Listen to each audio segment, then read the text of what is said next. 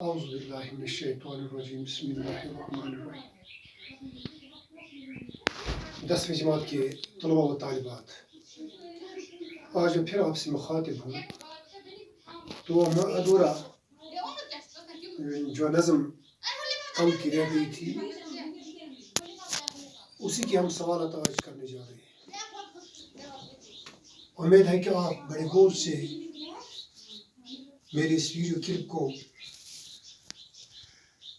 دیکھو گے یا مشاہدہ کرو گے تو پھر آسانی ہوگی آپ کو یہ ایکسرسائز حل کرنے میں۔ اگر آپ نے وہ 2 کلپس سے پہلے جو مفلسی کے عنوان سے میں نے آپ کی اس گروپ میں اپلوڈ کیے تو پھر کوئی دقت نہیں ہوگی آپ کو اس ایکسرسائز کو کرنے میں یا سمجھنے میں۔ تو چلیے میں آج اس نذیر اکبر آبادی کی جو مفلسی کے عنوان کے تحت نظم آپ کی کتاب میں ہے، اس کے سوالات کرنے جا رہے ہیں۔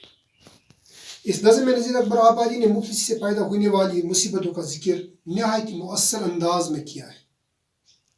بیچارے مفلس کو بھوکا پیاسا رہنا پڑتا ہے، اس کے حال پریشان اور کپڑے پھٹے ہوتے ہیں۔ مفلس سے طرح طرح کی خرابیاں پیدا ہو جاتی ہیں، لوگ مفلس کی بے عزتی کرتے ہیں۔ مفلسی شریفوں کو بھی ذلیل کرتی ہے۔ شاعر کی شدید خواہش ہے کہ اللہ تعالیٰ کسی کو مفلس میں مبتلا نہ کرے۔ آپ نے سمجھ لیا ہوگا اس پیراگراف کو، اس اقتباس کو جو میں نے آپ کے سامنے پڑھا۔ تو آئیے اب ہم سوالات کی طرف جاتے ہیں۔ مفلسی آدمی کو کس کس طرح ستاتی ہے؟ پہلا سوال ہے، یعنی کس کس طریقے سے ایک انسان کو یہ مفلسی ستاتی ہے؟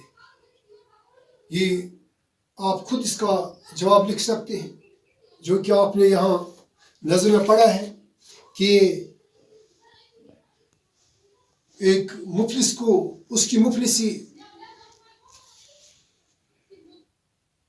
کبھی اس کو ان دھرموں کے ہاں لے جاتی ہے، ان دروازوں کو دستک دلواتی ہے جہاں اس سے پہلے مفلس سے پہلے وہ گوارا نہیں کرنا چاہتا ہے، یا اس مفلسی کو کئی ایک قسم کے تانے سننے پڑتے ہیں، کئی ایک ایسی باتیں اس سے سننے پڑتی ہیں جن باتوں کو سن کر اس کا دل چور چور ہو جاتا ہے۔ تو یہ کچھ آپ اس میں لکھو گے۔ تو اس کے بعد دوسرا سوال ہے، مفلس کو ہر وقت کس چیز کی فکر رہتی ہے؟ یعنی ایک مفلس انسان کو ہر وقت ہر آن کس چیز کی فکر رہتی ہے؟ ایک مفلس کو ہر آن اپنے شبینے کی فکر رہتی ہے، اپنی روٹی کی فکر رہتی ہے کہ کب میں اس روٹی کو پاؤں جس سے میں اپنی پیٹ کی آگ کو بجھا دوں۔ تو اس کے بعد تیسرا سوال ہے، اس بند کی تشریح کیجیے۔ تو بند اس طرح سے ہے، کیسا ہی آدمی ہو پر افلاس کے طفیل، کوئی گدھا کہے اسے ٹھہرا دے کوئی بیل، کوئی گدھا کہے اسے ٹھہرا دے کوئی بیل، کپڑے پھٹے تمام پڑے بال پھیل پھیل، منہ خشک دانت زرد بدن پر جمع ہے میل، سب شکل قیدیوں کی بناتی ہے مفلسی۔ اس کی آپ نے تشریح کرنی ہے۔ یعنی افلاس جو غریبی ہوتی ہے، یہ غربت جو ہوتی ہے، یہ ایک انسان کو اس غربت کی وجہ سے انسان کو کیا کچھ نہ سہنا، کیا کچھ نہ سننا پڑتا ہے۔ کبھی اس سے لوگ گدے کے نام سے پکارتے ہیں، تو کبھی بیل کے نام سے پکارتے ہیں، کبھی گدھا کہہ کر اس کے دل پر گہرے زخم لگائے جاتے ہیں، تو کبھی بیل پکار کر اس سے بے عزت اس کی تذلیل کی جاتی ہے۔ کپڑے پھٹے تمام پڑے بال پھیل پھیل، یعنی اس شعر میں شاعر کہتا ہے کہ اس کے کپڑے پرانے پھٹے ہوتے ہیں، تو بیل یہ جو بال اس کے ہیں بالکل یہ پریشان ہوا کرتے ہیں اس مفلس کو، اس لاچار کو، اس غریب کو۔ منہ خشک دانت زرد بدن پر جمع میل، اس کا منہ خشک رہتا ہے کیونکہ اس کو کھانے کے لیے معقول روٹی نہیں ملتی، پینے کے لیے چائے نہیں ہوتی، اور دوسری جو چیزیں ہوتی ہیں پینے کے لیے، پیاس بجھانے کے، وہ اس کو نہیں آسانی سے مل پاتے ہیں، اس لیے اس کا منہ ہمیشہ خشک رہتا ہے، اور دانت بھی اس کے دانت بھی بیچارے کے غربت کی وجہ سے، افلاس کی وجہ سے زرد ہوتے ہیں، پیلے دکھائی دیتے ہیں، اور جو اس کا جسم ہوتا ہے، جو اس کا بدن ہوتا ہے، اس پر میل لگا ہوا ہوتا ہے، کیونکہ یہ ہر وقت ہر ٹائم اسی کوشش میں رہتا ہے، اسی تگ و دو میں رہتا ہے کہ کب مجھے، کہاں سے مجھے، کس طریقے سے مجھے روٹی مل جائے، کس طریقے سے میں اپنے پیٹ کی آگ کو بجھا پاؤں۔ اس کو یہ فکر لاحق ہوتی ہے جس کی وجہ سے اس کے بدن پر میل جمع رہتا ہے، اس کے دانت پیلے ہوتے ہیں، اور اس کے جو دانت، اس کا جو منہ ہوتا ہے وہ خشک رہا کرتا ہے۔ سب شکل قیدیوں کی بناتی ہے مفلسی، اور مفلس کو، جو قیدی ہوتا ہے، جو ہر ایک سہولیت سے محروم ہوتا ہے، اسی قیدی جیسا یہ مفلس انسان کو بنا دیتی ہے۔ تو آگے چوتھا سوال ہے، پھر آگے والا سوال ہے محاورہ کے معنی بات چیت کرنے کے ہیں، یعنی محاورہ کا جو معنی، جو محاورے آپ کی کتاب میں آتے ہیں، ان کا معنی بات چیت کرنے کے ہوتے ہیں، مگر قواعد میں دو یا دو سے زیادہ الفاظ کا وہ مجموعہ جو اپنے حقیقی معنی کے بجائے محاذی معنی دے محاورہ کہلاتا ہے۔ لیکن جب یہ الفاظوں کو ہم اکٹھا کرتے ہیں، دو یا دو سے زیادہ الفاظ کا جو مجموعہ ہوتا ہے، تو اس میں پھر اس کا معنی، جو لفظی معنی ہوتا ہے پہلے اس لفظ کا، وہ چینج ہو جاتا ہے، تو اس کا معنی جو ہوتا ہے وہ مجازی بن کے رہ جاتا ہے۔ پھر مثلا دل جلانا، دل جلانا، یہ ہم لیں گے، یہ دل جلانے والا یہ لفظ ہم لیں گے یہاں پر، دل پلس جلانا، یہ دو لفظ ہیں، دو الفاظ ہیں، دل جلانا۔ تو یہ جب ہم ان کا مجموعہ بنائیں گے، ان دو الفاظ کا، تو یہ دل جلانا بنا، تو دل جلانا یہ بنا، دل اسم ہے، اور جلانا، یہ دل ہم لیں گے، یہ اسم ہے، اور یہ جلانا جو ہے یہ مشتق ہے، مصدر ہے، مشتق نہیں، مصدر ہے، یہ مصدر ہے۔ تو یہاں مصدر ان دو الفاظ کو ملا کر دل جلانا محاورہ وجود میں آیا، تو یہ جو دو الفاظ یہ مل کر محاورے کی شکل انہوں نے اختیار کی، ان دو الفاظ نے، جس کے معنی سخت رنج دینا، یعنی اس دل جلانے کے معنی کیا نکلا یہاں پر؟ سخت رنج دلانا، سخت دکھ دلانا، یا دکھ میں ڈالنا، دکھ دلانا۔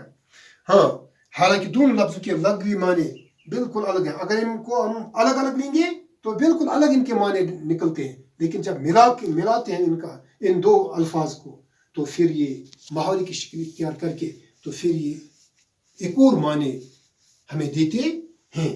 اب درجیل محاورات کو اس ترجمے میں استعمال کریں کہ معنی خود بخود واضح ہو جائے۔ مثلا اب ان نیچے دیے ہوئے ہیں کچھ یہ محاورات ہیں، ان کے معنی آپ نے اس طریقے سے، ہاں، ان محاورات کو آپ نے اس طریقے سے جملوں میں استعمال کرنا ہے کہ خود سننے والا سمجھ جائے کہ ان کا معنی کیا ہے۔ مثلا پہلا ہے دل جلانا، یہ کسی کو ہم کہہ سکتے ہیں یہ دل جلانے والی باتیں کرتا ہے، یعنی وہ باتیں کرتا ہے جس سے انسان کو دکھ لگتا ہے، دکھ محسوس کرتا، تکلیف محسوس کرتا ہے، دل جلانا۔ یہ آپ لکھ سکتے ہیں، اس کو اس طرح استعمال کر سکتے ہیں، یہ دل جلانے والی باتیں کرتا ہے۔ اس سے یہی توقع رکھی جا سکتی ہے کہ یہ ہمیشہ دل جلانے والی باتیں ہی کرتا ہے، اس طرح آپ اس کو استعمال کر سکتے ہیں۔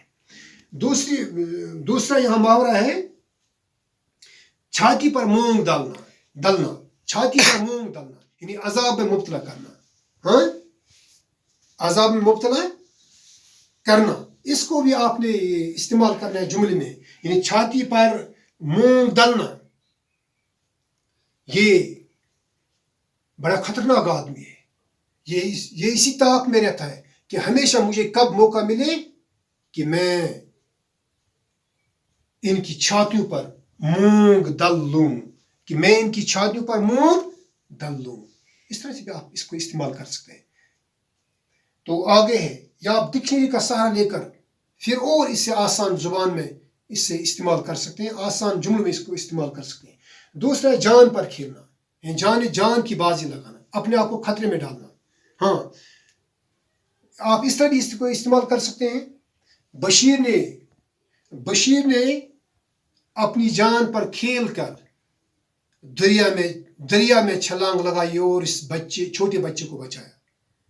بشیر نے دریا میں چھلانگ اپنی جان پر کھیل کر بچے کو بچایا. اتنا بھی آپ لکھ سکتے ہیں.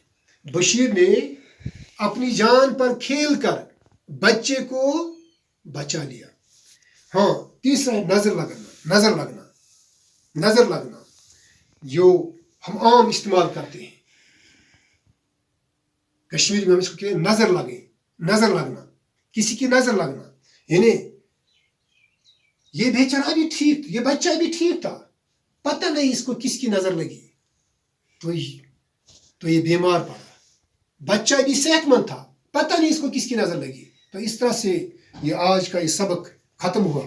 امید ہے کہ آپ نے بڑے غور سے یہ ویڈیو دیکھا ہوگا، دیکھ رہے ہوں گے آپ اس ویڈیو کو بڑے غور اور صبر و تحمل کے ساتھ. تو پھر کوئی دقت نہیں ہوگی آپ کو یہ ایکسرسائز حل کرنے میں، ان سوالات کے جوابات لکھنے میں. تو آج اتنا ہی ہے. السلام علیکم ورحمۃ اللہ وبرکاتہ.